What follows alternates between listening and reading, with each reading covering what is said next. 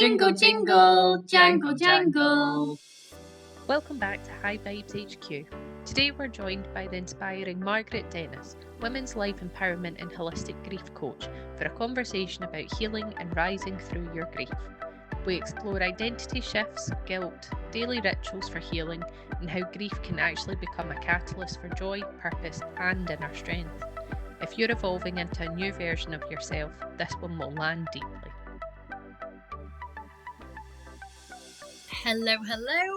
Margaret, we're so happy to have you here today. And for all our listeners, please do introduce yourself. Tell us a little bit about who you are, what you do. Oh, wow. Well, thank you very much for having me today. I'm very excited to be here and have this conversation. So my name is Margaret Dennis. I am a women's life empowerment and holistic grief coach. It's a bit of a mouthful, but it's the title I came up with because it kind of encompasses everything.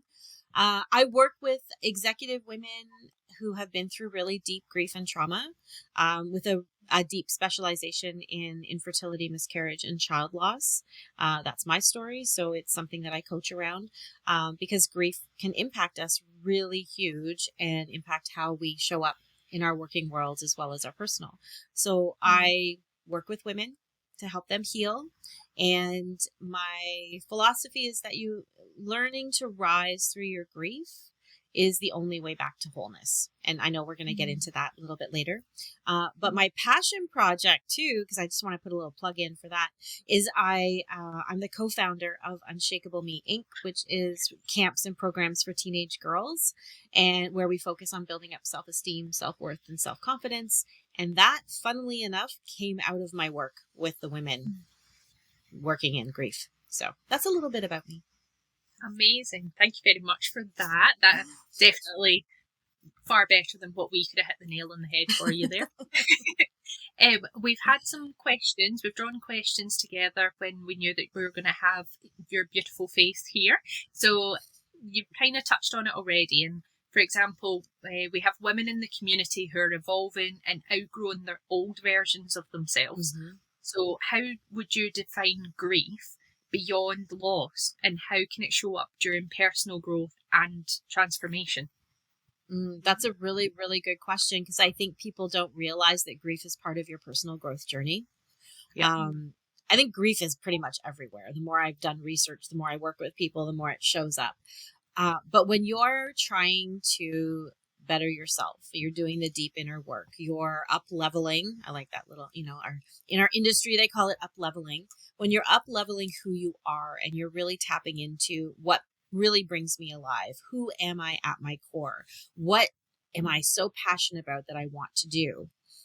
Quite often we discover that maybe we were doing things in our work, whether it's the partner we chose as well, or, we figured we had to get married, have 2.5 children, and have a job that was going to be secure for the rest of our lives and all of that. And when we do this deep work, oftentimes we're like, that's not what I really want. And that's not who I really am.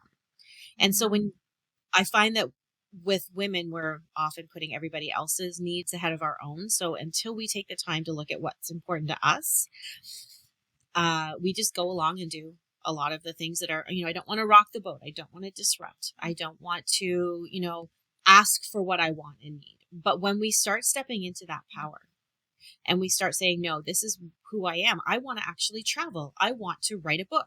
I want to be a higher level version of myself. I don't want to be, negative all the time. I want to be positive. I want to have a positive outlook. I want to, whatever it is that you step into through your personal growth, what happens, and I think we've talked about this before, it's a big topic between us, that when people step into this next level of themselves, the people around you may not recognize you anymore.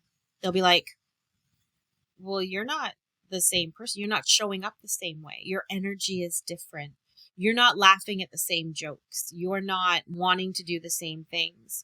Your interests have changed. What are you doing going away on a yoga retreat? What are you doing with meditation all the time? Or how come you're writing a book? Or all of these things that other people around you just don't understand.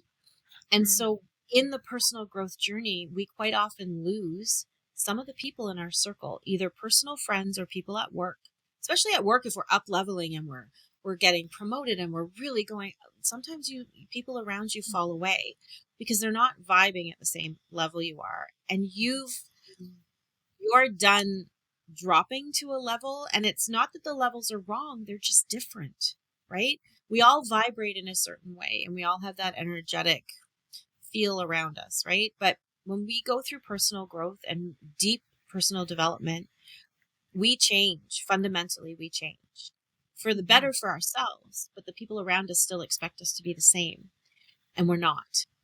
And so navigating that road is really, it's challenging, but we have to stay true to ourselves. And that might mean, okay, I'm not going to talk about certain things at family dinner because the family doesn't understand and I get a lot of pushback. Or this group of friends that I've had for 10 years, which was really great, doesn't resonate with me anymore.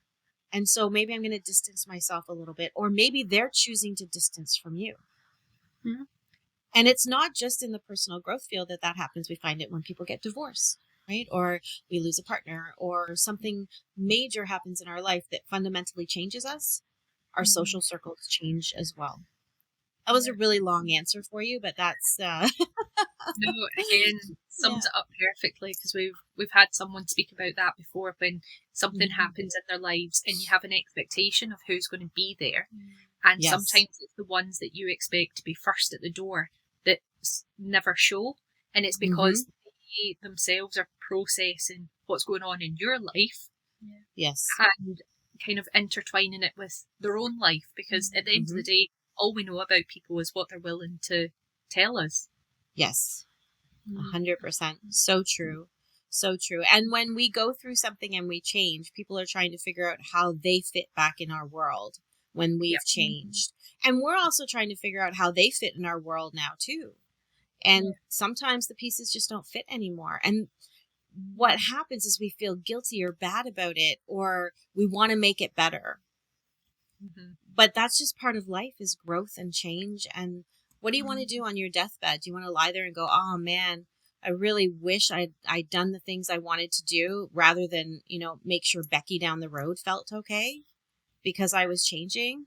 It's your life. You have to live it to the best of your ability. And you're the one who has to put your head on the pillow at the end of the night and say, yep, today was a good day. I really did everything that I wanted to do. And that was good for me. And I didn't hurt anybody in the process. I'm not doing it maliciously, but I'm living my life. I'm living my dream, and I'm being the best person that I can be. That's honestly so beautiful. And I know a lot of people, us humans, we make false assumptions all the time. And also with grief, it can really be triggering for people, or emotionally charge them, so to speak. Yes. And also the avoider in us can really push back, can't it? In the resistance barrier. Yes. And it's not just the psychological side of interpreting grief. We actually have a chemical reaction in our body when grief happens.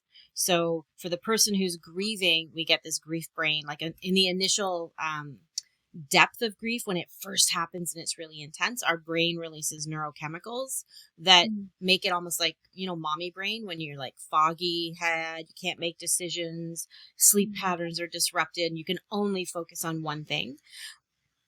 That's the person who's grieving. But the people around them, our reptilian brain, the one that is so subconscious that it controls everything because it's our fight or flight, right? Its sole job in our reptilian brain is to make sure we're safe, right? And it's the first part of the brain that developed. So when it looks out in the world and it sees pain, so I'm in deep grief and you see me and you're like, oh my goodness, you're in pain. Your reptilian brain goes, alert, alert, alert, there is danger because there is pain. And they can't tell your reptilian brain can't tell the difference between a saber-toothed tiger or emotional pain. It's still going to hurt. And so because we haven't taught people in our world, in our society, really, especially in, North America where I am, we haven't taught people how to deal with grief and how to support others. And so because we don't have those tools, our brain goes, this is not safe for us. So when I see when you see someone grieving, your immediate response is, I'm really, really sorry. Okay, I got to get out of here. I have to protect myself. I have to leave and process, figure out my next step. But, I always love to compare it when business, right? So you come to work after you've pulled an all-nighter doing a presentation. You're super tired, super stressed. You come into the office and they go, hey, how you doing? You're like, oh, I'm so tired. I'm so stressed. I pulled an all-nighter with this presentation I had to do. And people gather around you and go, oh, buddy. And they pat you on the shoulder and they're like, I totally get it. Oh, we're here for you. What can we do? How can we help? How can we help make this better?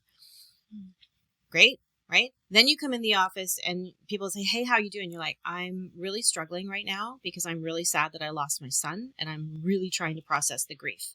And people go, oh, I'm really sorry. And then they Michael Jackson moonwalk right out of there. Like they can't get out fast enough because they don't know what to do. And I think there's a fear that they don't want to upset you by saying, do you want to talk about it?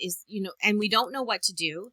And we're afraid of saying anything that might make the person feel worse. But even just saying to them, I'm really sorry that you're struggling right now. What can I help you with today that can take something off your plate? Can I make some phone calls? Can I grab you a coffee? Do you want to just be alone? But don't fire questions off at them like that because they'll be like, no, I don't know, because they can't make a decision in the moment. Yeah. But it's really just understanding that grief shows up in so many different ways. And we just, as the people observing that in another person, we really don't know how to support it. I think that's just key of having the courage within us and others around to actually ask. I love to word it of, how can I be your best teammate? So I love that. Yeah, I mean, we do that together all the time because it feels different. It's not coming from any weakness or a burden or anything like that. It's, we're a team. I'm here. If you want to sit and be quiet and make a den, I will make a den with you, just like a safety net. Okay, this moves brilliantly on to the next question. So thinking of people pleasers in particular and mum guilt in particular, when I think of guilt, mum guilt came up. So it's you helping women reclaim their lives guilt-free, which is super important. What does guilt often look like in grief, and how can we start releasing it so we can move forward with more freedom and self-compassion? Guilt comes up a lot in grief, especially if we have lost a child, we have lost a spouse. Losing a parent almost seems the natural order of things, right? So it's normal for our parents to pass before we do. And so there's the grieving period, but we don't necessarily feel bad or guilty for moving on, not moving on. You don't move on, move forward, move through. And moving forward and experiencing joy and laughing again and enjoying life. That's you're okay with that. But when you've lost a spouse or a partner, you've lost a child, there's a part of you oftentimes that surfaces that says, you can't be happy. You can't be happy. People can't see you being happy because you lost someone. You've lost a child. How dare you be happy? How dare you pursue your dreams? How dare you have a vision of your future that doesn't 125% of the day focus around mourning this person and this loss? And that may seem a little bit brass and harsh, but I think I've said this to you guys before. We have our timeline, right? Our lifeline that we come through. And grief happens and then we keep going, and it happens and we keep going. So grief is a blip in our lifetime. It can be a really freaking big blip, like when you lose someone that you cared about deeply. I'm not discounting the pain. I'm not discounting the experience. But when you look at it, when you zoom out and look at your entire life, that was one part of your life. And you get to feel it. You get to choose to let those emotions in. And I think, Shell, and when we were talking the other day, I show it, and when the emotions come up, I'm choosing to release them, right? You get to choose to do that and move through your grief so that you can heal, because especially if you've lost a partner and you have children, you have to show up for those children too. You have to be able to support them. If that means bringing in other supports while you're still grieving to help support your children, do that. But so often there's this sense of my partner's gone, my child is gone. I can't be happy. Like, I feel guilty being happy because then I feel like I'm betraying their memory. I'm betraying them. But it's not a betrayal, because don't you think they'd want you to be happy and enjoy life? There might be some people out there who go, no, my spouse would never want me to be happy. Well, you know what? Now, that's not really nice. Like, to think that they're not going to want you to be happy. I have a few choice words around that, but I won't share those. But it's, when you think about it, if you had a spouse that you were totally in love with and happy, and not that, relationships don't have their ups and downs, but do you really think that they wouldn't want you to be happy? If you reverse the situation, would you want them to be happy? And I think we're also afraid that if we become happy, we're going to forget them. We're going to be living our life as if they never existed, which is a load of crap. Because when you have lost someone, it becomes a body memory. It is into your DNA. It becomes part of who you are. You can't ever forget someone that you loved. Ever. Are they top of mind 20 years later? Probably not. They might be, but they may not be as painful top of mind or top of heart when you're going through that. And so a lot of the time when I'm working with women who've been through really deep emotional grief, there's that constant emotional battle within themselves as to, I have a purpose in life, or reconnecting with a purpose. Maybe it's a brand new purpose, but it's really coming to terms with not feeling guilty about wanting to move forward and wanting to be there for their children and wanting to be there for themselves. And what happens a couple years later, or even 6 months later, or 3 months later, you meet somebody and they make you happy. Then there's the guilt that comes up and goes, oh my goodness, I can't betray the memory of my partner because now I'm going to be falling in love with this new person. But it's a different relationship. It's a different love. And it's okay too, because you carry that memory of your spouse with you. And if you look at it, there's a really amazing TED Talk, and I can't remember her last name, but her first name is Nora. She lost her husband when she had a 1.5-year-old child or 2-year-old child. And she keeps talking about her new partner that she's now married to. She would never have met him and had a life with him had it not been for her first partner. And so she said, my first partner is very much a part of my new marriage, because my experience with him led me to where I am now. And she doesn't deny it or push it down. So I think when it comes to guilt, we give it to ourselves. We can think of it being, the Italian mother who's like, you have to, all about self-sacrifice and flagellation and all of that. But it's moving past that guilt and giving yourself permission to feel happy, to feel joy. Guilt also comes out of the feeling of, I don't deserve to be happy, right? I'm not worthy of happiness. And that goes even deeper. So guilt is a big factor for people moving on. And sometimes they cling to the guilt as a way to cling to the person that that has gone. So speak to us more about the importance of self-compassion. Self-compassion is so incredibly important when you're healing.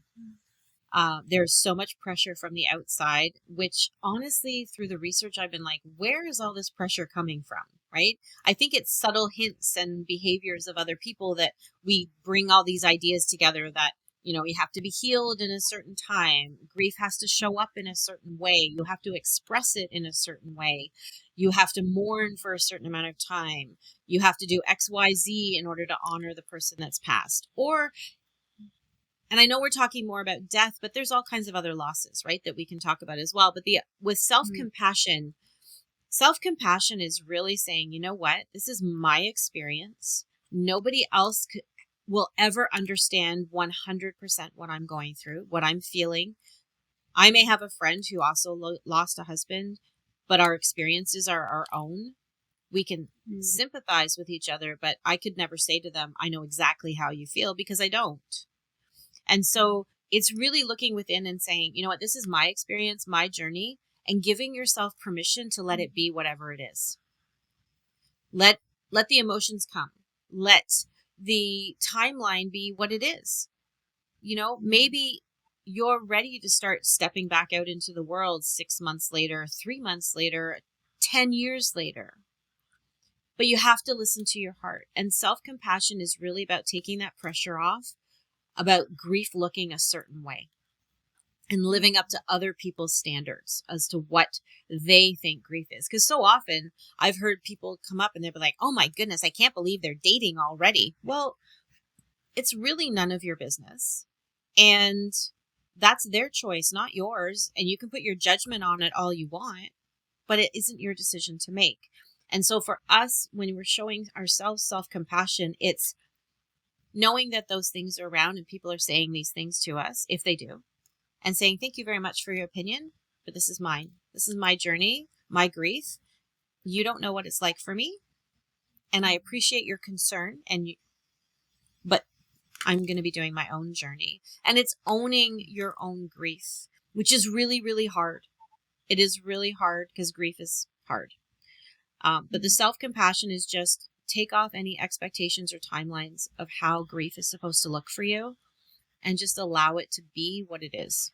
And especially with the women that you work with. So for the high achieving women who feel pressure to hold it all together, what's one mindset shift that would help them move from surviving to thriving? That's a really heavy question because I don't think it's just one mindset shift. I think it's the total package. It's allowing yourself to, I think, well, maybe there is a couple. So the one mindset shift I would say is I don't have to do everything in one day, right? High achieving women, we want to check off those boxes. We want to get things done. We need to, do all these things. I got to take the kids to soccer. I've got to run my meeting. I've got to sign a client. I've got to, fly to Japan. I got to do whatever, right? And it's like, give yourself a little bit of space, first of all, and give yourself that grace that I can't do it all in one day. And maybe my mindset shift is I'm going to focus on just the most important things today. What are my top 3? And everything else gets to be put aside so that that ties into the self-compassion as well, is that let's be realistic about what I can accomplish today. Because otherwise I'm going to beat myself up about it at the end of the day that I didn't get my 10 things. I only got 3. And the mindset shift too is that my grief, my way. I love that. And I always say that to people, your grief, your way, my grief, my way. And the mindset shift for me is that I'll get through this because there's that saying, I'll get through this because I've got through 100% of all my days up till now. Right. But it's that idea that I'm going to be true to myself. I'm going to listen to my intuition. I'm going to listen to what I need. And the mindset shift can be as much as I come first. Because if I'm not focused on me and I'm not taking care of me, how am I going to take care of my kids? How am I going to take care of my business or my team? How am I going to show up as the best version of myself as I'm journeying through this emotional battlefield, trying to heal? The other mindset shift I'd love for people to make, especially executive women, because we are always trying to prove ourselves. It's just, we have this ingrained that we have to show up, is not being afraid to ask for help and support. Because I think when we're those strong entrepreneurs, we're like, I can do it. I've got this. I'm a smart, capable, resourceful woman. I can figure out how to conquer this grief on my own. I'm not going to, I'm going to do this by myself, because if I ask for help, maybe it's a sign of weakness. The other part is smart executive women always ask for help, right? They ask for a business coach. They ask for support within the business. They hire leaders in their business that can do the things that they, don't have time to do, can't do to build the business. Well, when you're grieving, you have to focus on building yourself, right? And so ask for help. Asking for help is not a weakness. Asking for help is extremely courageous. And wouldn't it be great to have someone in your corner where you can go and you get to stop having to be strong for everybody else? Stop having to carry everything for everyone else, your kids, your team, your investors, everybody. And just have a space where you can put it all down and somebody else can support you and say, what do you need? Do you need to break down? Do you need to have a good cry? Do you want to scream? Do you want to just talk about it? Do you want to just sit here and just know that somebody else has your back right now? And as executive women, having that outlet, I don't know, for me, I love knowing that I can contact you guys or contact my coaches and friends and just say, I just need to put it all down for a moment. Yeah. Yeah, that's amazing. I felt that because, yes, holding space for somebody and actually the other person allowing themselves to surrender, even if it's like a little crack that light is coming in and out of, to pause. You know, we all say stop, pause, choose. And I think people, when you said about the plate, people can, for any reason, can put so much on their plate that it's overflowing and you're just so full, yet you keep piling it on. And it's like almost fear of silence in the head, of not physically doing something, you know, that rest. So I'm sure you've experienced around that, you know, if there's, I know you love to journal yourself and meditate, and I know that's what you offer to clients and things, but if someone's just starting, what would you say about like taking that space and time, that pause? To take it and don't feel guilty about it. 100%. When you get knocked on your ass from grief, whether it's you've just been let go from a job or you've lost a spouse, you've lost a child, you've lost a parent, you're going bankrupt even, right? Like bankruptcy is a big grief. Or all of a sudden your husband got transferred across the country and you have to pick up and move. There's a lot of grief with that. Like there's grief everywhere. But what I would suggest, and what I always encourage my clients to do, is take time to pause. Give yourself that time. If work is going to give you extra time off, take it. Take it. And I know a lot of the women that I work with are like, I need to be busy. Okay, I get that. For the first little while, as your body's assimilating to this new reality, take the first couple of weeks. And if you feel you have to go back to work to bury yourself just to be distracted for a while, okay. But make sure you plan time not to be there. Make sure you plan for time to give yourself that space to fall apart. Because your body holds on to all of it. And as we know, if we don't deal and face with all the emotions that are building up inside, it's a pressure cooker.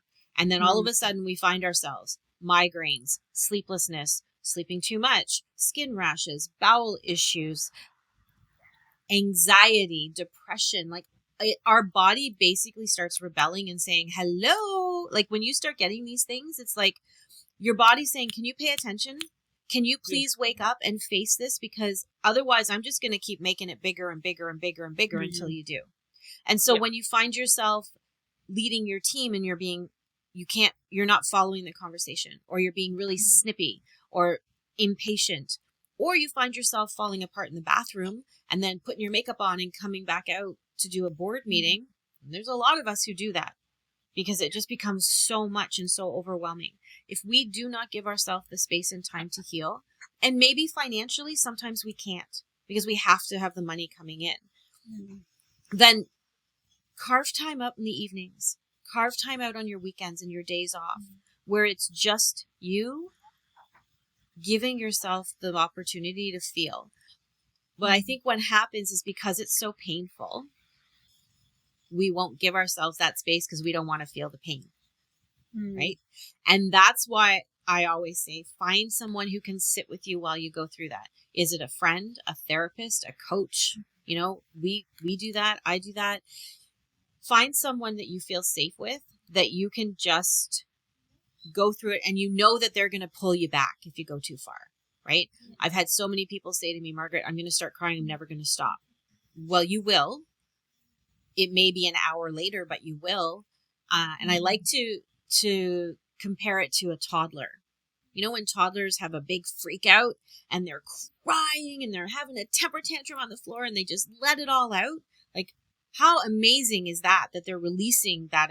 Like, we may not as a mom, if the kid's doing it on the grocery store, on the floor of the grocery store, but that kid is releasing their emotion and they're expressing their frustration. Yeah. And what happens is this huge release of emotion. And then they go, there's that little shudder of a sigh. And then they collapse and they sleep because their body's exhausted. Yeah. That's what we do. Have you ever had a really good cry and then felt so tired afterwards, but lighter? Yeah. Right? Yeah. And you're like, I just need to sleep.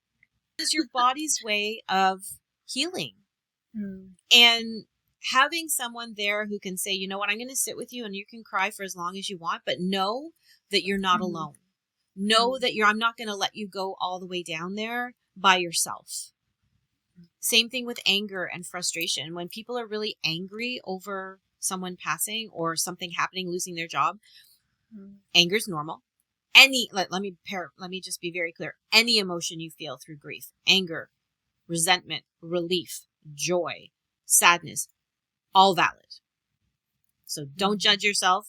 That's my big thing. Don't judge yourself for how you feel. Just be curious. Why am I feeling this way? Yeah. What's coming up for me? Why am I angry? Well, I'm really mad that they left me and now they've died because now I have to look after everything by myself, or whatever it is, right? And then we judge ourselves for having those feelings. So it becomes a vicious circle. Okay, fear of emotions, that's where it was. Is that having somebody there with you to move through the emotions is very supportive. The other thing I recommend is if you're really worried about losing yourself in the emotions, go into a small bathroom or powder room, close the door, and set a timer for 5 minutes, 10 minutes, and let yourself cry. Let yourself be angry. Let yourself scream. Whatever emotion is that needs to come out, set the timer. Because when that timer dings, it's going to bring you back and you're going to be like, oh, okay.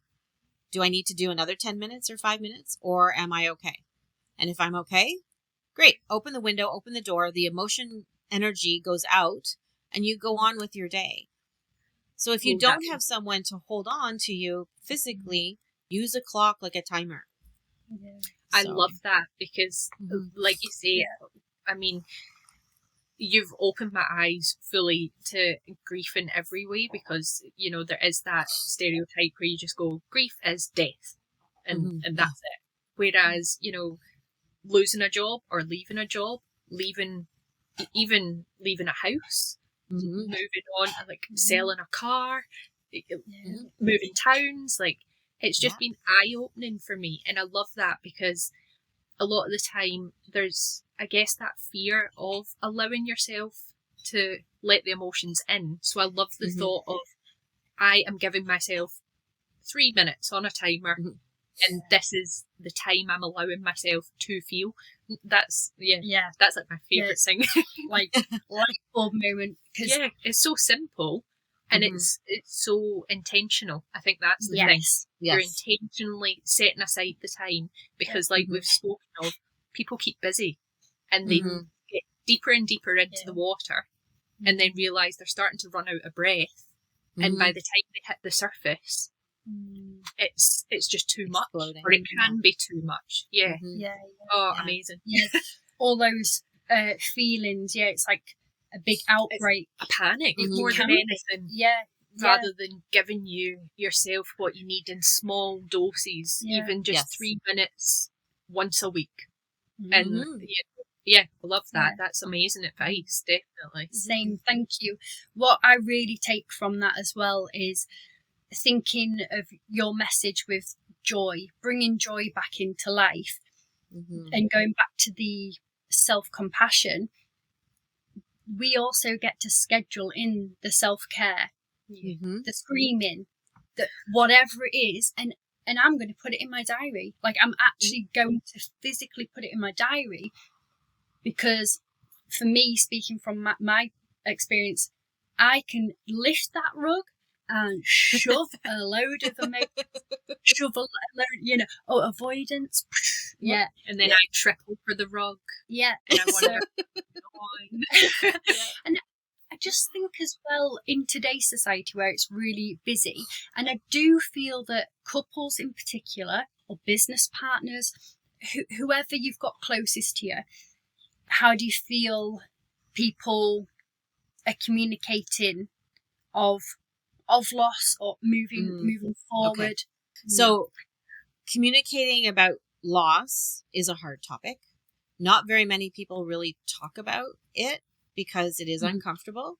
I think it's a really great conversation to have when you're both really healthy and you're in the throes of love and it's wonderful. And it's like, okay, well, you know, if something ever happened, if I was to go or you were to go, you know, what would you want to happen? How would you, you know, what would you want for my life after that? What would I want for your life after that? And having that conversation to say, of course, I'd want you to move on. I'd want you to be happy.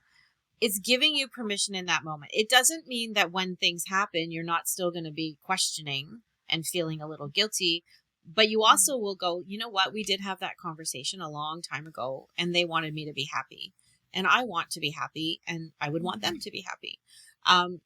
But I think those are important conversations to have.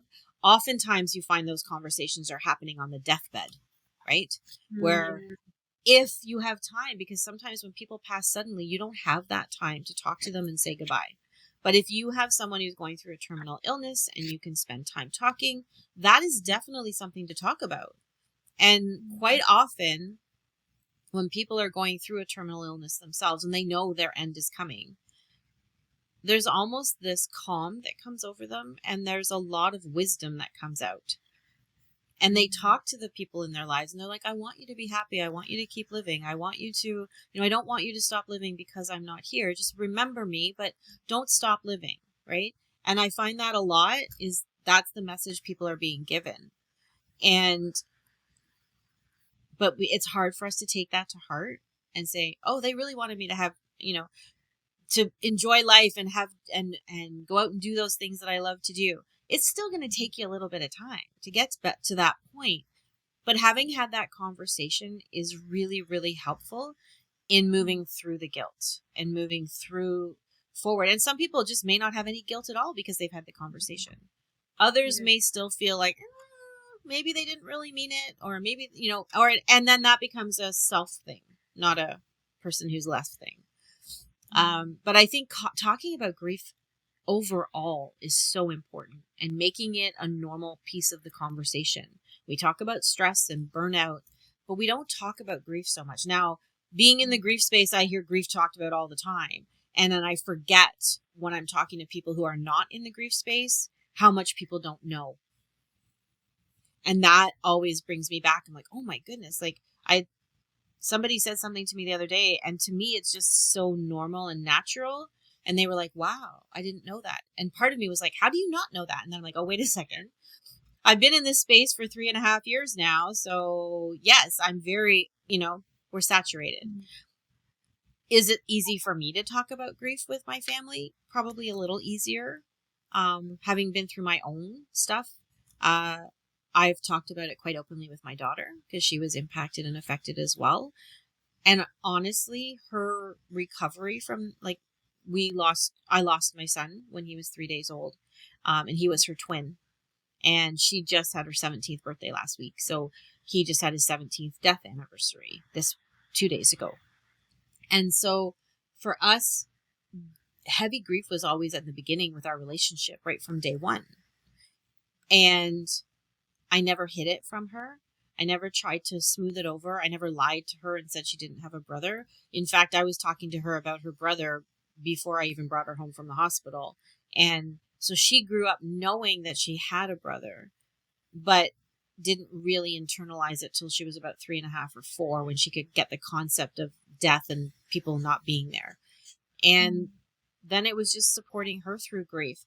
And I think having that openness in the conversation and allowing her emotions to come through however they did. First of all, I learned a lot. Kids grieve very authentically. They ask questions. They feel their emotions. They treat it as it's a fact. You know, my brother died. People ask her, do you have a brother? And she goes, no, I have a brother, but he died. She's very matter of fact about that because that's just part of her life. It's also helped her navigate other grief events. Her best friend died when he was 10 and she was 11. And she spoke at his funeral in front of 2 rooms of people because she wanted to honor her friend. Now, I was a complete basket case, and she owned it. It was incredible. Doesn't mean she didn't cry, but she felt her grief. And it was, I think, opening up and talking about grief to kids from a very young age is so important, so that they get it normalized to them too, that it's just part of life. These are things you're going to go through. You're going to have really happy times and challenging times. You're going to have times that are pretty sad. But how you approach those is so important. And we don't teach people in school about grief. We teach them about periods and body changes. And we talk a little bit around the emotional side, not really. But we don't teach them about what are you going to feel. How do you handle it when you get the wind knocked out of you because you lose somebody? We just throw them out there and go, it's going to happen, deal with it. Right? And then a lot of people you'll find don't deal with it well. There's a lot of people who turn to drugs and alcohol to mask the emotional pain. Whereas if they had someone to walk through it with them, they may be different on the other side.